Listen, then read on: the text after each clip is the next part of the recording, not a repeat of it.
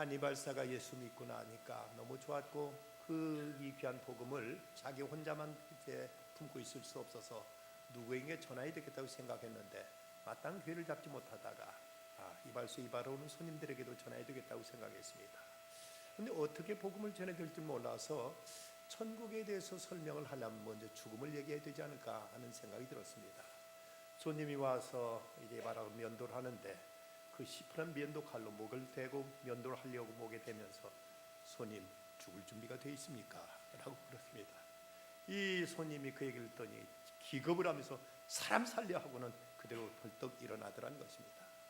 참 전도한다는 것은 쉬운 일이 아니죠. 간혹 우리가 사람들에게 예수 믿으라고 권하고 보면 사람들이 예수가 밥 먹여주느냐고 이렇게 심드렁하게 대답하는 사람들이 있습니다. 아니면 우리가 예수 믿고 구원받아서 영원한 천국에 가셔야지요. 그럼 우리는 죽지 않고 영원 부활하게 됩니다 하는 웬 뜬구름 잡는 소리 하느냐는 이런 반응을 받기도 합니다. 그런데 과연 우리가 예수 믿는다는 것 그리고 그리스도의 부활을 믿는다는 것이 과연 뜬구름 잡는 소리인가? 이것이 우리에게 아무 현실성 없는 꿈 같은 이런 얘기인가? 로드니 스타크가 쓴 책 가운데 기독교의 발흥이라는 이런 책을 썼습니다.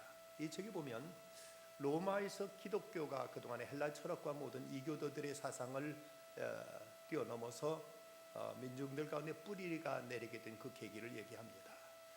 로마가 기독교화된 것은 주 313년 밀라노 콘스탄틴 대제의 신앙 고백에 의해서 이런 일이 이제 로마가 정치적으로는 기독교를 받아들이게 됩니다.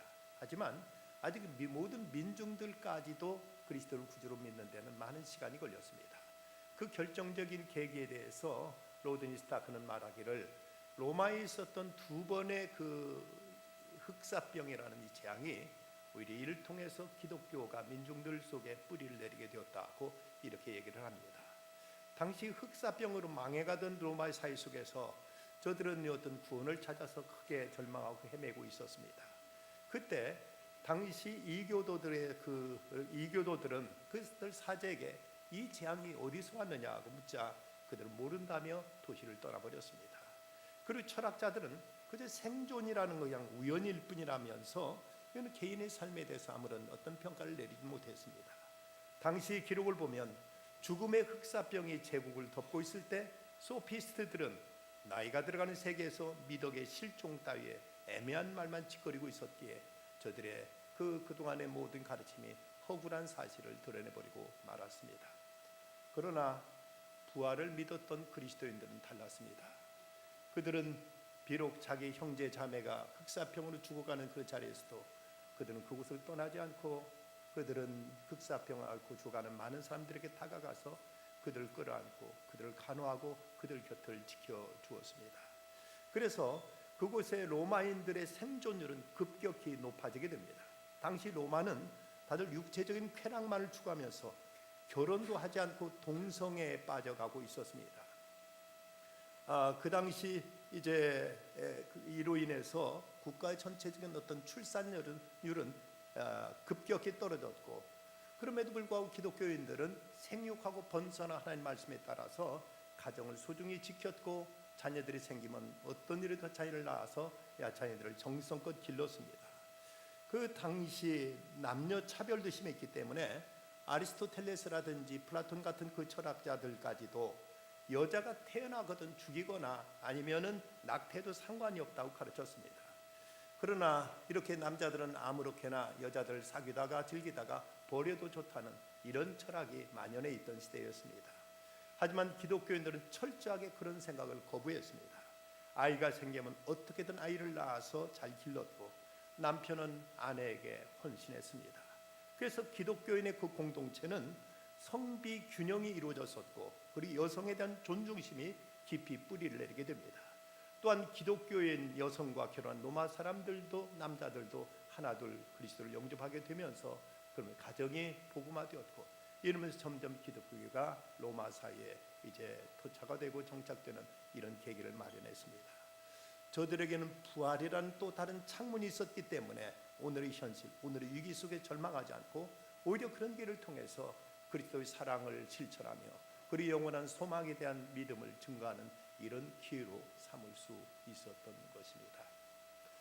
예수님께서 나사로의 죽음 앞에서 하신 말씀, 나는 부활이요 생명이니 나를 믿는 자는 죽어도 살겠고 우리 살아서 믿는 자는 영원히 죽지 아니하리라는 이런 놀라운 말씀을 하십니다. 이 말씀을 통해서 우리는 부활의 진리 몇 가지를 우리는 확인하게 됩니다. 먼저 예수님은 그 부활, 예수님은 그 부활이시고 곧 생명이시라고 예수님께 선언하십니다. 흔히 우리가 부활이라면 톨스토이의 어떤 부활이라든지 이런 의미에서 철학적인 부활 아니면 영혼 불멸설 같은 이런 의미로 해석하는 경우가 있습니다. 그래서 어떤 진리는 영원해야 되기 때문에 또 사랑은 영원한 것이기 때문에 그래서 부활이 있어야 되는 것이라고 이렇게 생각하지만 성경은 그리스도께서 부활하셨기 때문에 사랑이 영원한 것이고 진리가 무궁한 것이라고 가르치고 있습니다. 사람들은 이제 그 죽으면은 죽었다 부활한 모습이 어떻게 부활할까? 제가 아는 사람 가운데서 여호와 증인에 다니는 사람이 있었는데 그 사람들은 죽으면은 죽을 때 죽었다가 다시 살아나면 부활할 때 죽었을 때 그 모습대로 부활한다고 해가지고 일부러 늘 성형수술한 모습들을 보았습니다. 그 참 아니 어쨌든 대개 사람들은 죽을 때는 다 나이 들어서 죽는 것이 일반인데 그런데 나중에 어떻게 아무리 뜯어 고쳤다 할지라도 허리 구부러지고 얼굴 쭈글쭈글하고 머리 하얗게 되고 이런 모습을 부활한다면 그것이 진정 우리가 바라는 그리고 성경이 말씀하는 부활인가? 예수님께서 부활하신 다음에 온전한 몸으로 부활하셨습니다. 실제 음식도 잡수셨습니다. 그런가 하면은 예수님의 몸은 이제 모든 걸 시간과 공간을 초월하신 몸이었습니다. 그래서 제자들이 문을 닫고 숨어서 있던 그 자리에 호련히 나타나셨고 또 예수님께서는 호련히 사라지시면서 어떤 시간과 공간의 어떤 제약을 받지 아니하시는 이런 그 놀라운 모습을 보여주셨습니다. 바로 주님의 그 부활이 성경에 가르치는 부활이요 우리가 믿고 기대하고 소망하는 부활이 이 그리스도적인 부활인 것이지 이것이 다른 어떤 환생이라든지 아니면 영혼 불멸이라든지 아니면 어떤 철학적인 사변적인 이런 부활을 논하고 있는 것이 아니라는 것입니다. 그럼 예수님은 나를 믿는 자는 죽어도 산다고 말씀하십니다. 이건 몸이 죽은 후에 부활을 말씀하시는 것으로서 우리가 비록 이 땅에서 살다가 죽더라도 그 생명이 그대로 끝나는 것이 아니라 이제 영원한 천국, 영원한 생명, 영원한 소망을 누릴 것이라고 이렇게 말씀하고 있습니다. 그런가 하면 또 살아서 믿는 자는 영원히 죽지 않는다는 말씀을 하십니다. 이것이 현세적인 부활로서 예수 믿는 성도는 이미 땅에서 영생을 누리고 있을 뿐만 아니라 이것이 결코 육체적인 죽음으로 끝나지 않는다는 것입니다. 우리가 생명이라고 하면 영생이라고 하면 그냥 무조건 긴 시간을 사는 걸 영생이라고 생각하기 쉽지만 그런 성경에 말씀하고 있는 영생의 의미는 그렇지 않습니다. 이것은 바로 생명의 근원 되신 하나님과 이때와 함께 살아가는 생명이 바로 영생입니다. 그래서 요한복음 17장 3절에 보면 예수님께서 영생에 대해서 정의하시기를 영생은 유일하신 참 하나님과 그의 보내신 자 예수 그리스도를 아는 것이니라고 이렇게 말씀합니다. 그런데 성경에서 안다는 말은 우리가 생각하는 어떤 인식, 지식의 어떤 지적인 깨달음을 의미하는 것이 아니라 하나의 체험적인 사건을 의미하고 있습니다. 마리아가 수태고지를 받았을 때 내가 아직 사내를 알지 못하는데 어떻게 이런 일이 있을 수 있겠습니까? 하고 이것도 안다는 표현을 말하는데 이건 남자와 자지 않았는데 남자와 결혼하지 않았는데 어떻게 이런 일이 있겠느냐는 이런 방문인 걸 보면 안다는 의미는 하나님을 경험하고 하나님을 체험하며 하나님과 함께하는 삶을 의미하고 있습니다. 그래서 영생이라는 것은 우리가 이 땅에서도 하나님과 같이 동행하며 살아가는 삶 그리고 예수 그리스도를 체험하며 사는 삶이 곧 영생으로서 이것은 오늘 육신으로 살아있던 이 육신을 떠나서 우리가 영원한 날에 갔든지 그대로 끊임없이 지속되고 이어진다는 것입니다. 그래서 성도들은 죽음 자체를 두려워하지 않고 내가 지금 모시고 있는 예수 그리스도를 죽음 저 건너편에서 만나게 된다는 사실 앞에 죽음까지도 초연하게 받아들일 수 있는 이런 용기가 생기게 되는 것입니다. 예수님은 살아서 나를 믿는 영원히 죽지 아니하리라고 말씀하셨는데 주기철 목사님이 신사참배 반대하시다가 평양에 있는 감옥에 갇혀 있을 때입니다. 그때 같은 감방에 모스크바 대학까지 나왔던 수재라고 하는 주영하라는 철저한 공산주의자하고 같은 방에 있게 되었습니다. 성이 같은 주시라서 그랬는지 서로 터놓고 거기서 같이 이제 교제하고 있었는데 그때 주영아가 주기철 목사님께 그런 얘기를 했다고 합니다. 내가 공산주의자가 되기 전에 형님을 먼저 만났더라면 나도 예수쟁이가 됐을 것이오 라고 이렇게 말하더랍니다.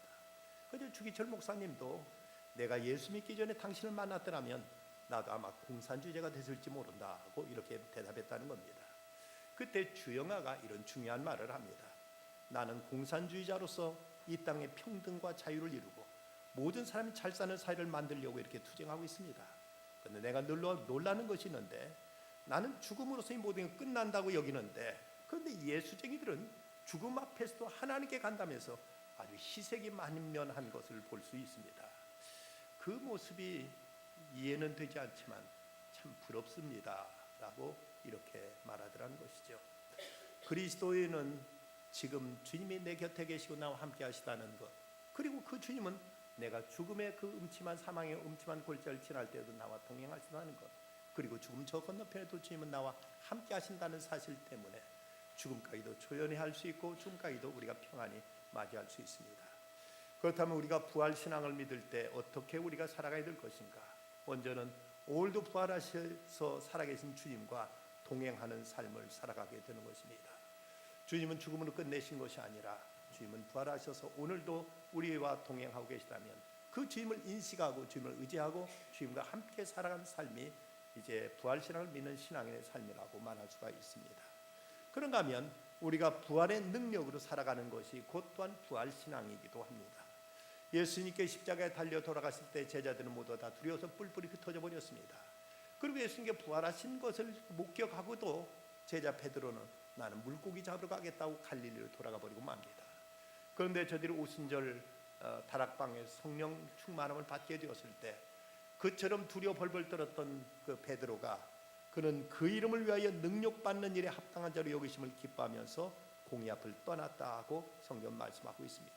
이뿐만 아니라 믿는 무리가 한 마음과 한 뜻이 되어 모든 물건을 서로 통용하고 자기 재물을 조금이라도 자기 것이라 하는 자가 하나도 없었다면서 서러운 뜨거운 사랑으로 결속되었던 모습을 보여주고 있습니다. 유명한 마틴 루터가 종교개혁을 이제 추진하고 있던 때 수많은 박해와 반대에 부딪혀서 그는 깊은 어떤 절망에 빠지게 됩니다.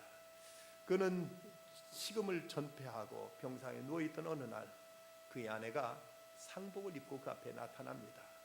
루터가 그 모습을 보고 여보 누가 죽었어? 하고 묻자 이때 그 부인 카타리나가 대답한 말은 하나님이 돌아가셨어요 라고 대답을 합니다. 이 말 듣고 루터가 아니 당신 미쳤어, 무슨 그런 망발이요, 하나님이 돌아가셨더니 그것은 무슨 말이요? 그런데 이때 그 부인이 말한 말은 하나님이 돌아가신 것이 아니라면 그분이 살아계신다면 왜 당신이 이렇게 무서워하고 이렇게 두려워 벌벌 떨고 있습니까? 왜 이렇게 좌절하고 절망의 자리에 있겠습니까? 하나님이 돌아가신 때문이 아닙니까? 라고 이렇게 묻자 루터는 그 자리에서 큰 깨달음을 갖게 됩니다. 그렇지, 하나님이 살아계시지. 그는 그 자리에 벌떡 일어나서 내주는 강한 성이요 방패와 병기 되시니 찬송가 585장을 지어 부르면서 저 보름스 위에 기와장인과 같이 마귀 새끼가 많다 할지라도 난 두려워하지 않겠다고 담대히 나가서 그는 끝내 종교 계획을 그는 이루어낼 수 있었던 것입니다. 부활하신 주님이 오늘도 우리 곁에 계시다는 사실 안에서 우리는 그 능력과 그 믿음으로 세상을 살아가는 것입니다.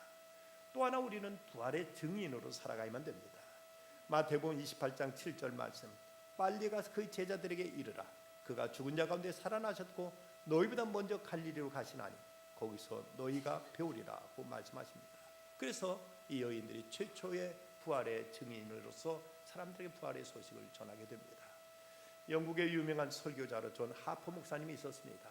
이분이 시카고에 있는 무디 교회의 설교의 초청을 받고 대서양을 건너서 저 미국으로 가고 있는데 그때 그 유명한 타이타닉 그 호를 타고 가다가 그만 빙산에 부딪혀 배가 침몰하는 바람에 이분도 이제 물 위에 둥둥 떠서 그러면서 그는 이제 그 파도와 싸우고 있었습니다. 근데 마침 그 옆에 한 청년이 널판 잔을 부여잡고 거기에 매달려 있는 모습 보고 그 청년에 다가가서 젊은이 구원받았는가 하고 물었습니다. 그랬더니 이 사람은 아니라고 고개를 저었습니다. 얼마 후에 또 다시 떨어졌다가 다시 그 청년을 만나자 자네 하나님과 화해했는가? 그 순간 커다란 물결이 덮쳐서 이 하퍼 목사님은 물속에 잠기고 맙니다. 그리고 나서 2주일이 지난 어느 저녁 뉴욕에서 열렸던 기독교 청년 집회에서 한 젊은이가 나와서 간증을 합니다. 여러분, 저는 존 하퍼 목사님의 마지막 전도를 받은 사람입니다. 이 존 하퍼 목사는 자기가 죽어가는 그 자리에서 죽기까지 죽음 일부 직전까지 복음을 전하다가 부활하신 그리스도를 전하다가 그는 이제 물속에 순장을 띄웠습니다. 우리들에게도 또 때로는 이런저런 고난이 있고 또 역경이 있다 할지라도 어떤 경우에도 우리가 힘써야 될 것은 바로 그리스도의 부활의 소식을 전하는 일입니다. 베트남 전쟁은 1964년도에 시작해서 10년 동안을 끌면서 현대사의 어두운 그림자를 남긴 전쟁이 되었습니다. 이 전쟁이 한창이던 1969년 미국 사람들은 그 어느 해보다도 추운 겨울을 보내야만 했습니다. 이런 어두운 사회적인 분위기 때문이었는데 심지어 신학계에서는 신죽음의 신학이라는 이런 해괴한 논리까지도 신학계에 이제 회자되곤 했었습니다. 그때 미국의 인디애나주에 빌과 글로리아라는 두 고등학교 선생님이 결혼해서 아기를 기다리고 있었는데 두 사람 모두 다 크리스찬으로서 학교에서 음악을 가르치는 음악 선생님이었습니다. 그런데 그들은 학교 교사직을 사임하고 교회에서 음악 사역을 하겠다고 이제 새로운 길을 모색했는데, 그런데 당시 어두운 사회적인 분위기 때문인지 뭔가 일이 풀리질 않고 그리고 어떤 그 음악의 악상도 떠오르지 않는 것입니다. 몹시 답답하고 또 이제 괴로운 가운데 건강조차도 좋지 않았습니다. 그런 상태로 1970년 봄을 맞고 있었습니다.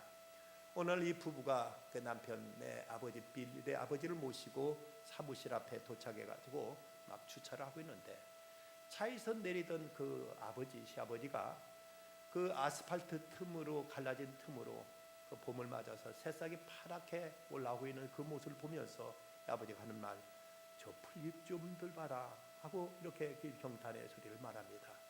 그 아들과 며느리는 예, 봄이 오는군요 라고 대답했습니다. 그리고 얼마 안 되어서 그 가정에 아들이 태어났습니다. 이런 어두운 시대의 가족들은 어떻게 헤쳐나갈 것인가를 기도하던데 그때 글로리아의 마음속에 부활의 주님이 찾아오십니다. 그리고 그에게 새로운 소망과 엄청난 새로운 기쁨과 확신을 그녀에게 이제 부어주셨습니다. 그때 그는 성령에 감동되어서 노래를 쓰기 시작했고, 그래서 그때 그가 썼던 곡이 살아계신 주 나의 참된 소망, 걱정 근심 전혀 없네, 사랑의 주 내 갈 길 인도하니 내 모든 삶의 기쁨 늘 충만하네, 빌과 글로리아 게이터의 살아계신 주라는 찬양이 이때 이렇게 해서 탄생하게 됩니다. 우리 주님은 정령 부활하셨습니다. 그래서 오늘도 주님은 우리와 함께 하십니다. 오늘 구약의 말씀, 땅의 티끌 가운데서 자는 자 중에서 많은 사람이 깨어나 영생을 받는 자도 있겠고 수치를 당하시 영원히 부끄러움을 당할 자도 있을 것이라고 말씀합니다.